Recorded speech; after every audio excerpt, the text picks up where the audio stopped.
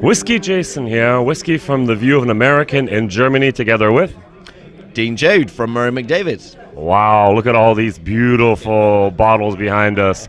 All right, tell me a little bit how you're an independent bottler, I guess. Correct. And how did that happen? How long have you been in business, and what is your speciality? Well, so Murray McDavid's have been established since the mid-90s, 1995. We predominantly used to focus on bottling single malts, Right. focusing on additional cask maturation. Yeah. So focusing on, predominantly back in the day, maturing single malts in wine casks, Okay. especially from Bordeaux. Yeah. Mark Rainier, one of our founders, had a lot of connections in Bordeaux. So using casks from lots of different famous vineyards, Haut-Brion, Chateau Yquem, Talbot, lots of famous vineyards. Not just wine though, rum, port, Madeira, all first fill casks. Okay. Oh, nice. To add layers of flavor Yep. onto well-established malts. All right, excellent, excellent. Could you maybe pick out one or two bottles you especially like? Absolutely, for it. absolutely. So one of my favorites is actually a new addition. I mentioned that we focused on single malts, Right. but as of 2015, we expanded the line to cater for the whole family of Scotch whiskey. So grains, blended malts, and blended Scotch. Good. So one of my favorites is one of the new additions to the team. Now, I'm a bit of an Isla fan. I'm not. You're not? No, I'm sorry. Apparently I'm still a beginner with 700 videos about whiskey, but who knows?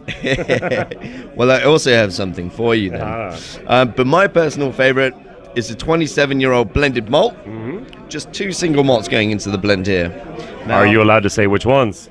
We do. We actually mention them. We actually mention them on all of our labels. On all of our blends, we mention the malts and grains going in.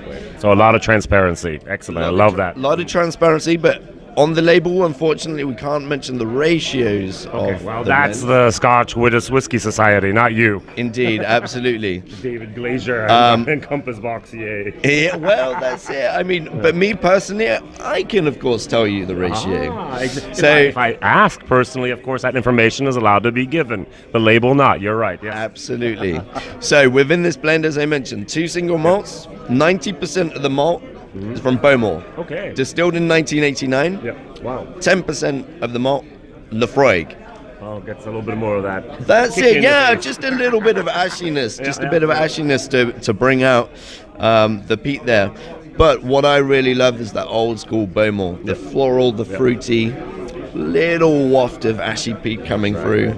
Roy from Aquavite would agree with you, by the way. I don't know if you know him on YouTube or not, but he's a good friend of mine. Very good, very good. Well, big shout out. Come and try the malts of Isla. But Secondly, what else do we have here? well, I mean, you mentioned you weren't a fan of the Isla. Smoky, peaty type of things. Yeah, but I mean, we're treated to some crazy warm weather in Limburg this weekend, and what I personally really enjoy in the warmer months. Let me guess, it's going to be a grain.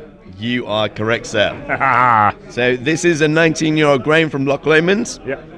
18 years this has been in a refill bourbon cask. Okay. The last year of its life it's been in the first fill bourbon barrel from Koval Distillery in Chicago. Hey, I actually had a live stream together with Robert Bickenecker just a couple of weeks ago on Easter Sunday. Wow. Awesome. I mean, we really love collaborating with the guys at Koval.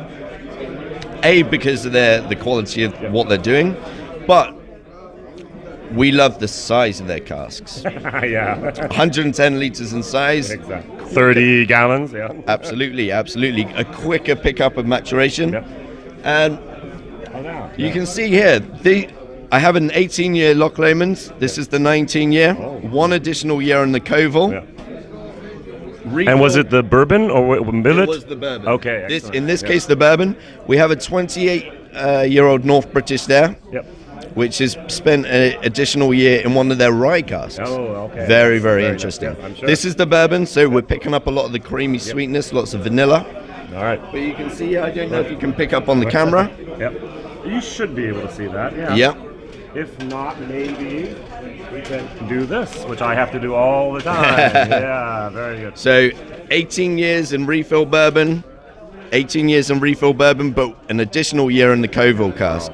Very good. Now, what can we expect in the future? What are some of the highlights that are coming out, maybe that you can give us a little bit of a prediction about? Ooh. He's happy, but what can he say? Yeah, well, we're actually working on our next release. Yep. So in 2 months' time, there'll be 25 new Murray McDavid whiskies out on the market. Okay. And next week, we have a very special bottling coming out for the Spirit of Speyside Festival. We're doing an exclusive. It's a 9-year-old single cask Alta Vane. Okay. Matured for 6 years in refill bourbon. The last 3 years in first fill Pedro Jimenez sherry. Bottling it at cask strength. Big sweet nuttiness coming through. Bit of spice. Good. Sounds great. Wonderful. So, WhiskyJason here, whiskey from the viewpoint of an American in Germany here at the Limburg Whisky Fair 2018, together with Dean Jode from Murray McDavid. Thank you very much. Thank you, sir.